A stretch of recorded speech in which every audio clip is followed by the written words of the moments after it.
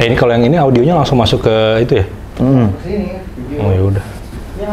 Tuh emang baterainya habis Kenapa nih. sih? Kenapa redup-redup gitu? Baterainya habis. Kan dicolok. Iya. Kan emang ada yang aneh-aneh terus nih tiap syuting begini nih. Langsung jadi ini ya. Behind Jadi the scene intro. aja. Enggak tadi gue nih. Kayaknya masih, ntar episode berikut gue undang orang pintar deh serius. Madon. Ini kamera Sony 1, 2, 3. Halo teman-teman pencinta misteri, kembali lagi bersama gue Reza. Kembali lagi ditemenin sama Mas Bob. Lu masih pengen nggak sih dipanggil Mas Bob? Ini emang di sini nih. Kelihatan nggak? Lo iya kelihatan. Dua. Halo teman-teman pencinta misteri, kembali lagi bersama gue. Halo teman-teman pencinta misteri, kembali lagi bersama. Masa gue ngulang Belibet terus? aja. Kan begini doang sama effortnya anjir. Tahu. Kameramennya galak nih.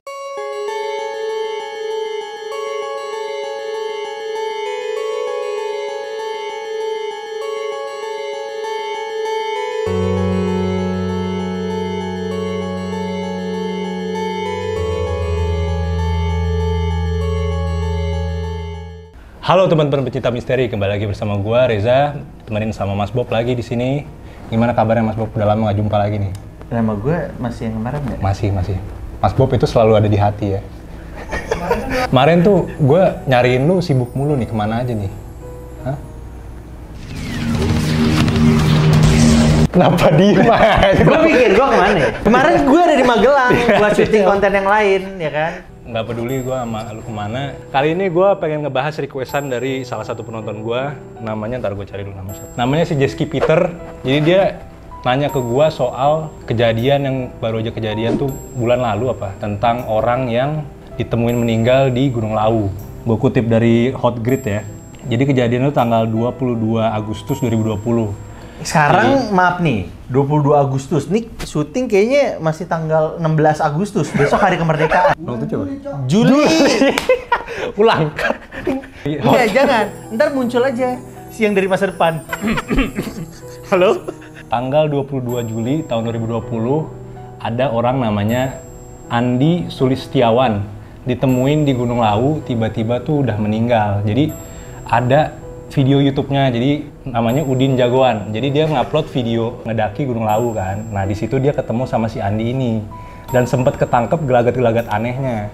Jadi gue juga waktu itu baru tahu sih dari si Jeski Peter ini soal kasus ini kan. Jadi gue juga pas gue baca, menarik juga nih. Tiba-tiba mati tuh gimana? Jadi singkatnya dia tuh ngedaki udah mau di puncak. Lagi syuting tiba-tiba mati. Jadi dia lagi naik puncak nih, udah mau di puncak. Nah anehnya dia tiba-tiba buka baju. Kedinginan. Ya buka. Hipotermia. Hipotermia namanya kedinginan pakai jaket. Di sini dia buka baju, dia bawa jaketnya buat naruh kayu-kayu. Oh, Kayu ranting. Jadi pas dia bawa ranting, dia ditanya nih sama si Udin Penyot. Udin Jagoan. Mau kemana katanya gitu. Kok nggak pakai jaket? Dia bilang katanya mau nganterin nih kayu ke Embo.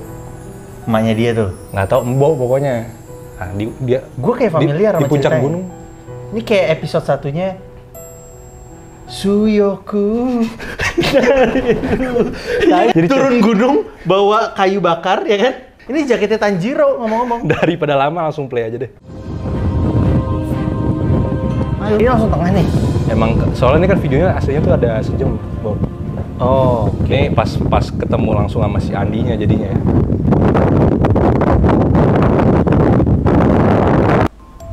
itu tuh Andi tuh. Nah, ini nih si Andi nih.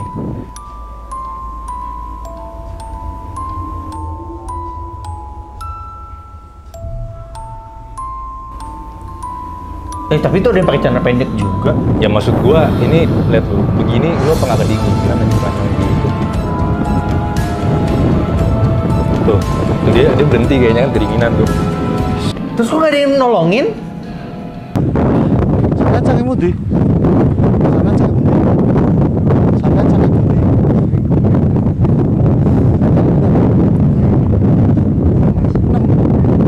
Berarti ngkem ngene kabeh.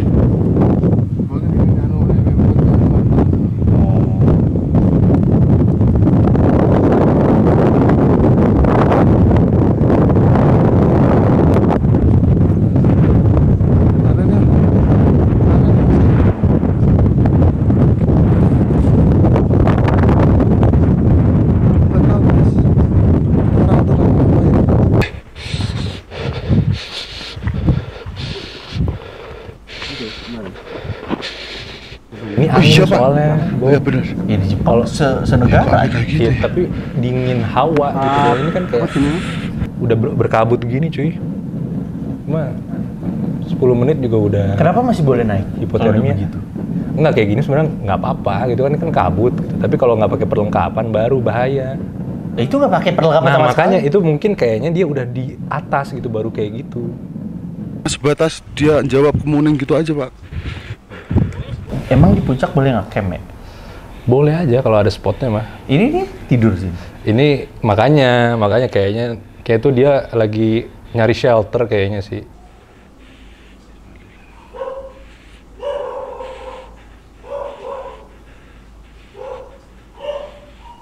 Enggak, ini masalahnya kenapa dia tiba-tiba lari ke atas. Nah ini makanya kalau dari petugasnya dia ngasih tahu dan si Udin Jagoana ini kayaknya tuh dia hipotermia. Gue pernah baca di salah satu thread Twitter, kalau misalkan lo hipotermia, biasanya yang meninggal karena hipotermia itu pasti dengan keadaan Pokoknya lama-lama ini ya. kayak lama-lama lu jadi nggak kenal nih tubuh tubuh lu tuh nggak udah kenal halusinasi lah pokoknya. dingin apa panas, terus ada yang namanya heat wave. Dia tuh kalau nggak salah. namanya paradoxial undressing gitu. Jadi Nah itu dia.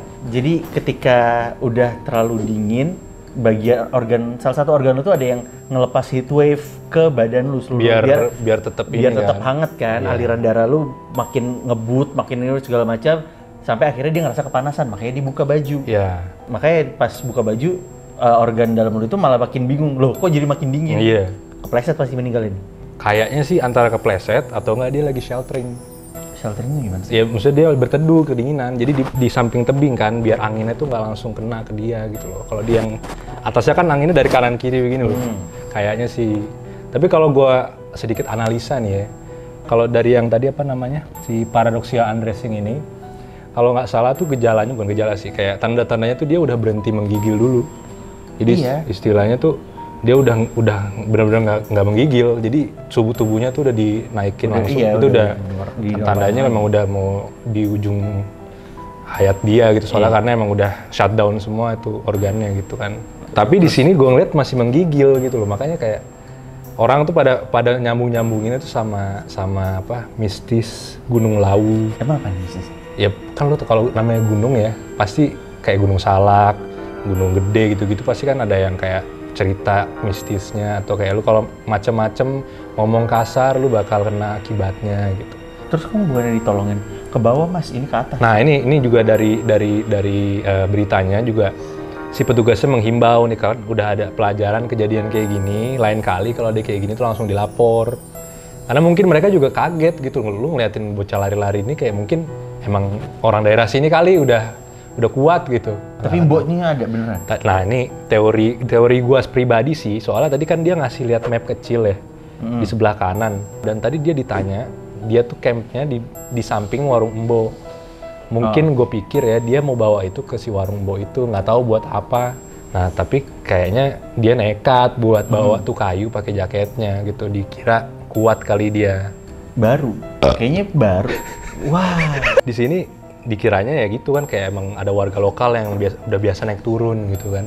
Disangka warlock gitu. Jadi kayak gue juga sih kalau jadi dia nggak kepikiran buat, kecuali dia udah kayak sampai pucet udah pengen berasa mati baru gue lapor gitu. Dari pandangan lu gimana Dani? Belum yang selain gua, marketing dah. Enggak, yang gue pertanyakan kenapa selalu ada warung di atas gunung sih? Gue selalu penasaran demi Allah, DPR lu tahu kan ada warung di atas gunung? Karena ada marketnya lah pak. Nah, marketing lagi tuh. Kalau misalnya lu di atas nih, ketemu udah capek naik, tiba-tiba ada yang jualan, lu beli nggak? Beli. Ya beli. Karena nggak ada yang lain, Per. Orangnya itu. Terus kalau lu kasih harga, misalkan aturan 2.500 dikasih harga 15.000, beli nggak? Kalau naik gunung nih, kagak ada yang lain. Itu kenapa orang buka jualan di atas. Jadi kasus Andi ini sampai sekarang tuh dikasih statusnya karena hipotermia meninggalnya. Tapi menurut gue emang karena hipotermia. Tapi alasannya tuh bukan karena tadi yang dia bilang apa namanya, paradoxial undressing itu. Jadi kayak menurut gue tuh dia belum sampai tahap itu. Tapi karena dia emang gigih gitu pengen ngangkat tuh kayu ke si Embo, Di situ baru kena hipotermia dia. Pokoknya masuk setan kali yang dimaksud. Makanya dibilang agak mistis. Ada teori yang ketiga itu karena Simbo ini penunggu dari Gunung Lawu gitu. Illuminati. Deng deng deng deng.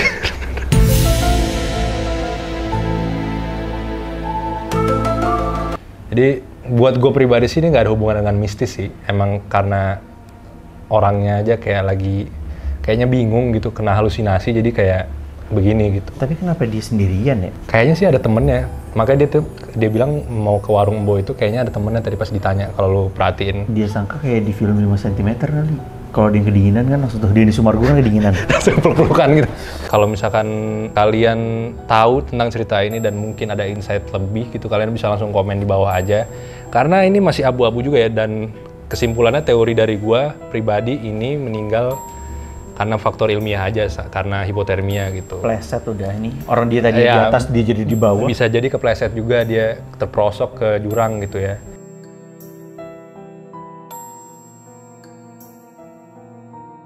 Kesimpulan dari kita begitu sih, secara analisanya. Kalau kalian ada pendapat lain bisa langsung komen aja.